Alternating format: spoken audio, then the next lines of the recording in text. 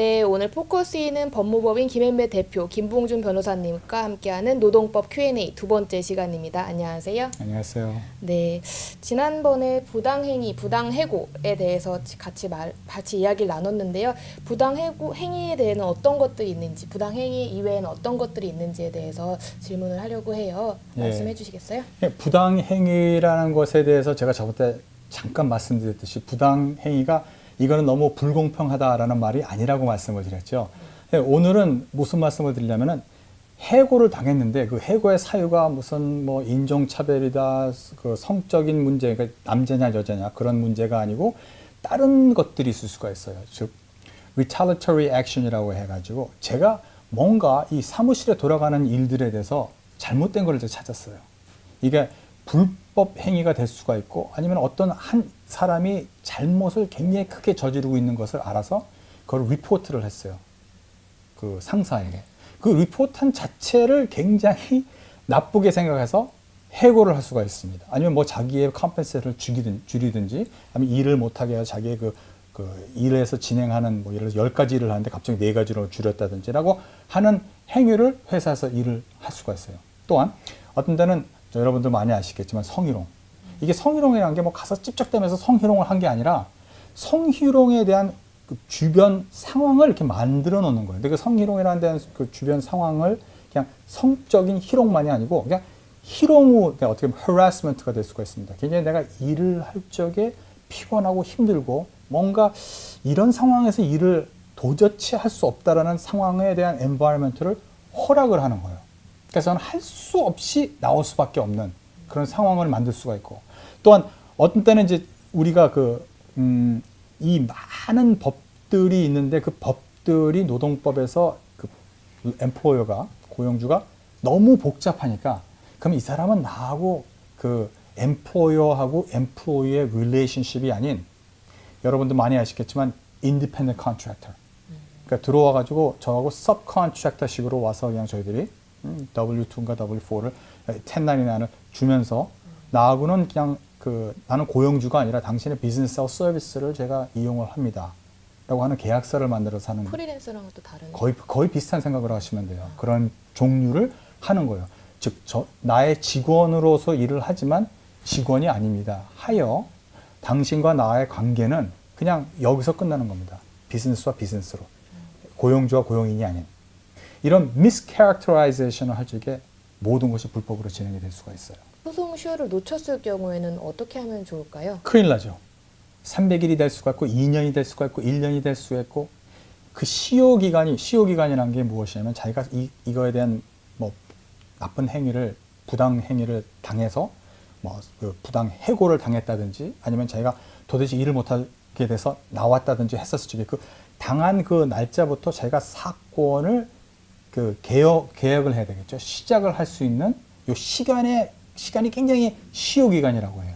이 시효기간이 딱 없어지면 아무리 하고 싶어도 할 수 없는 것이 됐습니다. 뉴욕, 뉴저지가 좀 달라요. 어떤 때는 뉴욕에서는 retaliation 같은 경우에는 뭐 2년, 3년인데 뉴저지에서 2년인데 뉴저지는 3년일 수가 있고 여러 가지 좀 다른 것들이 있기 때문에 시효기간을 알아보시고 그다음에 이 모든 것들을 보면은 이게 무슨 서류로서 이렇게 하는 것들이 아니에요. 뭐 증인들이 있을 수가 있고 뭐 어떤 때는 뭐 CCTV에서 포착할 수 있는 건데 그 CCTV 증인들이 없어질 수 있는 확률이 굉장히 많아요. 안 도와줄 수도 있고 그런 것들을 다 증거를 포착해서 소송을 진행하고 소송하기 전에 뭐 변호사가 뭐 그걸 엠플로이한테 고용자한테 편지를 보낼 수가 있겠지. 그래서 우리는 합의를 하고 싶습니다. 그래서 그런 것들을 그런 편지도 함부로 보시면 안 돼요. 고용주에서는. 이게 뭐 내가 말이 안 되겠다 라고 생각하시면 그때부터는 큰 문제가 될 수 있습니다. 겨우 뭐 한 몇천 불 때문에 이 굉장한 큰 돈이 왔다 갔다 하는 이유가 될 수가 있습니다. 그거를 뻥튀기 해서 한 발 더 나간다고 하면은 이분들이 소송을 할 적에 그냥 자기가 개인으로 이렇게 소송을 하는 게 아니고 자기가 그 전에 파이어 당했던 유니온을 해가지고 그렇죠. 그게 컬렉티브라는 거거든요. 그러니까 클래스 액션 비슷하게 노 해서 같이 들어가는 거예요. 근데 이게 그러면 그 사람들 이름을 다 적고 해야 되잖아 라고 할 필요가 없어요. 그냥 자기가 그 사람의 대표로 그냥 소송이 진행될 수가 있어요. 그렇게 되면 한 사람을 만약에 뭐 3만 불을 내야 된다. 뭐 곱하기 2 곱하기 3 막 등등 해서 3만 불이 나왔다고 하면은 원래 내야 되는 돈이 한 5천 불이라면 그게 3만 불, 4만 불이 될 수가 있어요.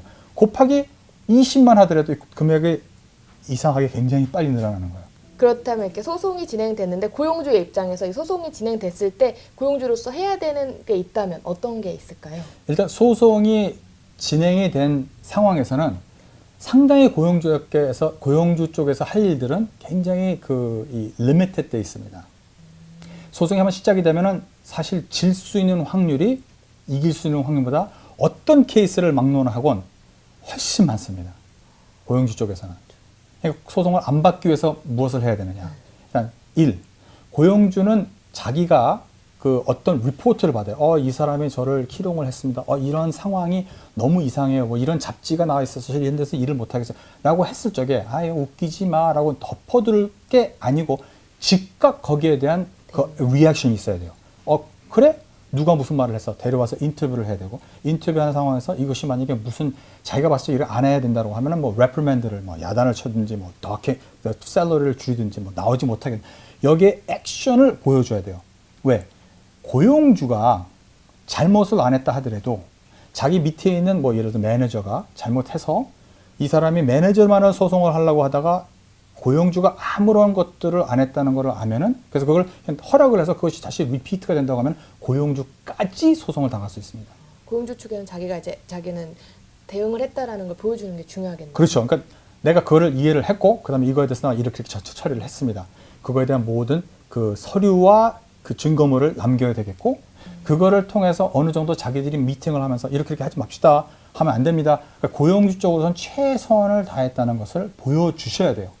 나중에 고용주 사실 이런 소송이 진행되는 데는 개인적으로 소송도 할 수 있지만 고용주가 그냥 오토매티컬리 끌려 들어가는 상황이 많아요.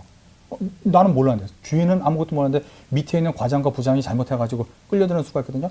그럴 때 고용주는 증거물로 그런 거를 내가 받았을 적에 나 이런 걸 처리를 했고 우리 이런 폴리시가 있었고 이러한 세미나를 했고 이런 것들을 이 사람들하고 미팅을 하면서 내가 계속 말을 했습니다. 라고 하면은 고용주는 풀려 나올 수도 있어요. 즉 항상 노동법은 뻥 터진 다음에 소 잃고 외양간 고치는 것이 아니고 외양간을 확실히 미리 만들어 놓으셔야 돼요. 그리고 딱 고쳐놓고 준비를 해놓지 않으면은 한 번 소송을 당하시면 질 수 있는 확률이 훨씬 더 많다는 거 아셔야 돼요. 오늘 이렇게 노동법을 들으면 들을수록 너무 방대한 것 같은데 너무 유익한 정보 주셔서 감사합니다. 네, 오늘 포커스인 법무법인 김앤배 대표 김봉준 변호사님과 함께했습니다. 감사합니다. 네.